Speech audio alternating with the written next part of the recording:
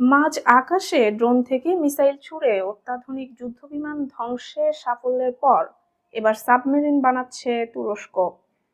প্রথমবারের মতো নিজস্ব সাবমেরিন মিলডেন এর নির্মাণ কাজ শুরু হয়েছে বলে জানিয়েছে দেশটির প্রতিরক্ষা মন্ত্রণালয়। একই সঙ্গে ন্যাটো জোটের কোনো দেশে প্রথমবারের মতো যুদ্ধজাহাজ রপ্তানির চুক্তিও সম্পন্ন করেছে আঙ্কারা। রোমানিয়ার সঙ্গে এই চুক্তি সই হয়েছে। সাম্প্রতিক বছরগুলোতে তুরস্ক বিদেশি সরঞ্জামের উপর নির্ভরতা কমিয়ে স্থানীয় প্রতিরক্ষা উৎপাদন জোরদার করেছে।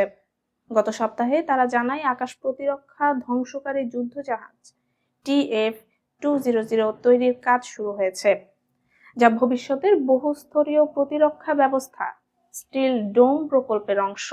সাপ্তাহিক ব্রিফিংয়ে মন্ত্রণালয় জানায় রাষ্ট্রীয় প্রতিরক্ষা কোম্পানি ASFT রোমানিয়ার সঙ্গে আকিসার লাইট করভেট রপ্তানির চুক্তি করছে।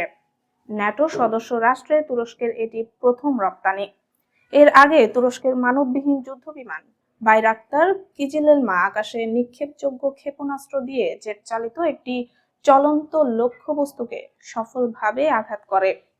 রোববার বাইকার জানায় বিশ্বের প্রথম মানববিহীন যুদ্ধবিমান হিসেবে কিজিলেলমা এই সক্ষমতা প্রদর্শন করেছে, যা বৈশ্বিক যুদ্ধবিমান উন্নয়নে নতুন মাইলফলক।